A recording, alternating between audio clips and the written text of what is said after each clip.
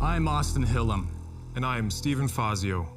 Throughout the decades, we have been introduced to objects that have entertained and engaged millions. Early on, it was the yo-yo. In the 60s, we had the Etch-a-Sketch.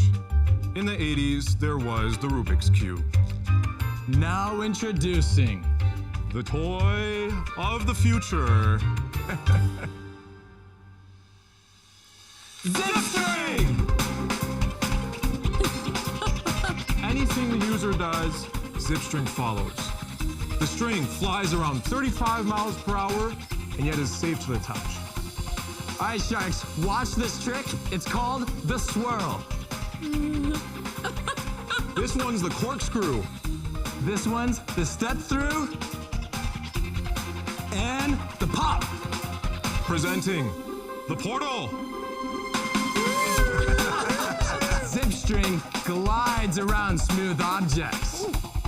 All smooth objects. ZipString has taken the world by storm. Oh my God, it's so cool. Oh. We are here for a $100,000 investment for 10% of our business. Sharks, who's ready to zip? Let's show you guys how it works. Some of you have already figured it out. So what you want to do is you want to hold it upright like this with the logo facing outwards. Oh, yeah! Yeah, there you go. See how that emulates your movements? Guys, come on. I love it! We love it too. Did you invent it? Yes. Tell us the story, how you came up with it. I'm super passionate about electronics. A couple years ago, I watched a physics teacher demonstrate a benchtop string launcher. He had this device that would launch a string in a loop. And I took that benchtop version, I compacted it, made it handheld, and I made this prototype. Everybody loved it, but I knew I couldn't make a scalable business out of it until I had Austin over. Pretty exciting, lots of social. ZipString. 10,000. So pretty cool invention. So they did have a patent on it. In fact, they have several, and I want to showcase that first, if that's all right with you, good sir. I guess I'll oblige you. Oh, thank you. That's awesome. Appreciate it. So this first patent was issued just last year, and so there's three named inventors, and that tracks with what they said on the show. It does. All good so far. ZipString LLC is the applicant, so the company is it, and they're also the assignees. So they assigned their rights to the company, formed it, which is cool. They did use an attorney. Unfortunately, they didn't go bold, but I will highlight that it does reference some provisional applications. And this is kind of fine print. You don't always look into this, but of course, being a patent attorney, I was curious. You see, there's actually reference to two separate provisional applications.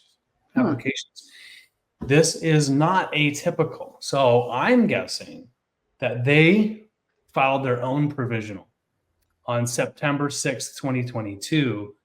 Then they wisened up somehow, perhaps. They went and knocked on the door of a patent attorney, and they said, you know what, here's what we've submitted.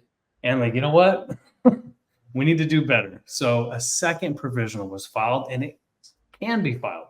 There's no problem. You can file as many provisionals as you want, as long as they're within a 1-year time period. So, here it is. So this first provisional was November 21, right? And then a second one was filed September of 22. And so what you can do, as long as you're within 1 year, they filed November 17th, 22, right? Yep. So as long as it's right within that 1 year time period, 1 day before this first provisional, so it was 364 days after the first, you can make reference to a previously filed provisional application. And what that does is gives you a nice continuity all the way back to that November 18th, 2021 date. So any inventor that files after November 18th, 2021 would have lost. So I know it's a lot of timelines and nuance, but don't miss that. It's important to catch the priority date. Their patent is pretty straightforward. I thought that the claims were really well structured, very, very simple. So it tells me that's a nice broad patent. What's really cool too is that it's all about the string. That's what gives it its sort of secret sauce. It's a body, a housing, the wheels spin it, but the string has fibers in it. So when it goes through the air, it increases air friction. And that's how it's getting additional drag and lift in the air. So they showcase this, but they have a nice detail of the actual airflow, having these little hairs and fibers that stand out when it's put in a certain direction. Interesting. Hey, JD, quick question for you. In that Shark Tank, one of the inventors like referenced that he got the idea from like a professor or something like that. Uh-oh, yeah. Tell me about that, because that doesn't seem like all of a sudden like, is this novel? If somebody else already kind of created, right. this so yeah, and that definitely would be a very public declaration that maybe there was some derivation of an original concept. So yeah, if you learn from someone else, a concept or an invention, then you're not the inventor. So that is a major issue. If what is claimed does actually cover the scope of what this individual learned in physics class from the professor, they have unfortunately defrauded the patent office. Now, I'm not sure if that fact pattern lines up. Certainly you can learn certain methods and theories in a course or class and then apply it and avoid running into issues like that. But it's a great observation. Very close listening there, Mr. Kolsa. Thank you, Professor. Yes, very astute. 1 minute on trademarks, sir. Any comments with ZipString? No, I'll tell you a little bit about ZipString's trademark portfolio. So they have actually a pretty well-rounded trademark portfolio. They have something like 6 registrations at the USPTO pending applications for a number of different products. It looks like they have several different taglines, such as "Can you push a string?" They have logos registered. They have a product called Luma, it looks like. Okay. Another slogan called "Wonderment Awaits." So it seems like they're pretty active in their trademark protection and registration work. Right. Again, I say this pretty often on this podcast, but I would love to see a registration or an application for the online retail store. That's definitely where they're pushing. They're selling. Yeah, sure. They're selling these products on probably a variety of different platforms, Amazon, their own website, stuff like that. But at the end of the day, there's nothing that's preventing somebody else from registering ZipString potentially for an online store that sells different products, maybe different category products. But you'd want to own that, in my estimation. Right. Very good points. They did get a deal. They had Robert and Kevin both went together for 20% equity for just $100,000, and this was in the end of 2022. There's no update yet. They're still selling online. They're still at the same price point of $24.99.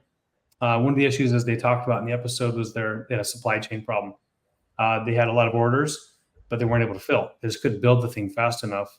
That's why they only sold 10,000. So they were going to be in Walmart Canada in 2023. So we'll wait for the update. But apparently there was a deal done. They got some investor money. Seems like the Sharks might have got a heck of a deal. We get 20% of that company for $100,000. Yeah, that's a toy. It's a toy company. They're building a brand around one specific toy. They call it a separate category in the episode. I'm not sure if it's quite that different, but sure seems unique to me and definitely worthy of patent protection. So I think they protected themselves well, getting the patent. Yeah, very cool. I like it. Good find. All right.